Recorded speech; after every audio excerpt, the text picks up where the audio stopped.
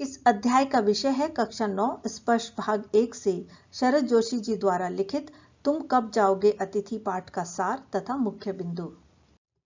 तुम कब जाओगे अतिथि पाठ में लेखक शरद जोशी ने ऐसे लोगों पर व्यंग कसा है जो दूसरों के घरों में बिना सूचना दिए अतिथि के रूप में आते हैं और जाने का नाम नहीं लेते। ऐसे लोग मेजबानों की परेशानी का कारण बनते हैं, क्योंकि आजकल की व्यस्त जिंदगी और महंगाई के दौर में लंबे समय तक अतिथि का टिकना किसी को भी अच्छा नहीं लगता। इस पाठ में एक मध्यम वर्गीय परिवार की कहानी है जिनके घर अचानक से ही बिन बुलाए अतिथि आ जाते हैं और फिर वह जाने का नाम नहीं लेते। अतिथि को लेखक के घर में आए हुए 4 दिन हो गए हैं। लेखक पिछले 2 दिनों से अतिथि को कैलेंडर दिखाकर तारीखें बदल रहा है, अर्थात उसे जाने का संकेत दे रहा है, क्योंकि वह अतिथि की सेवा करके थक गया है। पर अतिथि के जाने की कोई संभावना नहीं लग रही थी। लेखक अपने मन में ही अतिथि से कहता है कि अब तुम लौट जाओ अतिथि, तुम्हारे जाने के लिए यह उच्च समय अर्थात हाई टाइम है। क्या उसे उसकी मातृभूमि नहीं पुकारती, अर्थात क्या उसे उसके घर की याद नहीं आती। अतिथि को असमय आया देखकर लेखक ने सोचा कि अतिथि अब पता नहीं कितने दिनों तक रुकेगा और इसके रुकने पर उसका आर्थिक बजट भी खराब हो जाएगा। इसका अनुमान लगाते ही लेखक का हृदय किसी अज्ञात आशंका से धड़क उठा। इसके बावजूद भी लेखक ने मुस्कुराहट के साथ अतिथि को गले लगाया था और उसकी पत्नी ने अतिथि को सादर नमस्ते की थी। अतिथि देवो भव परंपरा का पालन करते हुए लेखक ने अतिथि सत्कार में अपनी हैसियत से अधिक खर्च किया।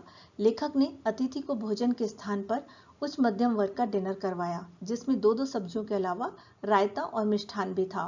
फिर दोपहर के भोजन को लंच की गरिमा प्रदान की और रात्रि को अतिथि को सिनेमा भी दिखाया। लेखक को एक उम्मीद थी कि शानदार अतिथि सत्कार की छाप अपने हृदय में लेकर अतिथि चला जाएगा, किंतु तीसरे दिन अतिथि ने कुछ और दिन रुक जाने का संकेत दे दिया। जब उसने अपने गंदे कपड़ों को धुलवाने के लिए धोबी को देने की चर्चा की। यह फरमाइश एक ऐसे चोट के समान थी जिसकी लेखक ने आशा भी नहीं की थी। अतिथि के कपड़े लॉन्ड्री से साफ होकर भी आ गए, परंतु अतिथि ने जाने का जिक्र भी नहीं किया। लेखक अपने मन ही मन में अतिथि से कहता है कि तुमसे अच्छे तो एस्ट्रोनॉट्स थे जो लाखों मील लंबी यात्रा करने के बाद भी लंबे समय तक चांद पर नहीं रुके थे, जबकि अतिथि एक छोटी सी यात्रा करके लेखक के घर में आया है, फिर भी इतने समय तक रुका हुआ है। लेखक की पत्नी भी अतिथि सत्कार करके थक और ऊब चुकी है। तीसरे दिन लेखक की पत्नी ने गुस्से से कहा कि अब वह खिचड़ी बनाएगी। अतिथि को देखकर फूट पड़ने वाली मुस्कुराहट धीरे धीरे फीकी पड़कर अब कहीं गायब हो गई है।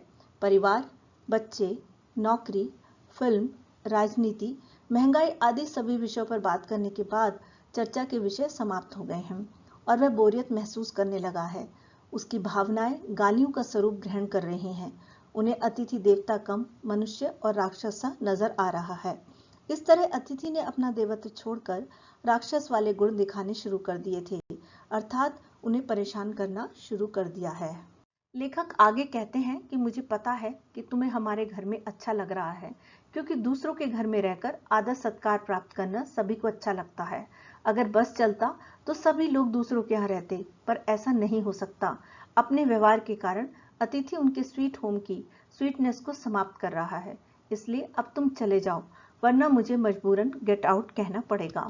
लेखक मन ही मन में अतिथि से कहना चाहता है कि कल तुम्हारे आगमन का 5वां दिन होगा और यह मेरी सहनशीलता की अंतिम सुबह होगी। मैं जानता हूं कि अतिथि देवता होता है, पर एक देवता और एक मनुष्य अधिक देर तक साथ नहीं रहते। देवता दर्शन देकर लौट जाता है। तुम भी लौट जाओ अतिथि, इसी में तुम्हारा देवत्व सुरक्षित रहेगा। लेखक पाठ के अंत में दुखी होकर अतिथि से कहता है, उफ, तुम कब जाओगे अतिथि।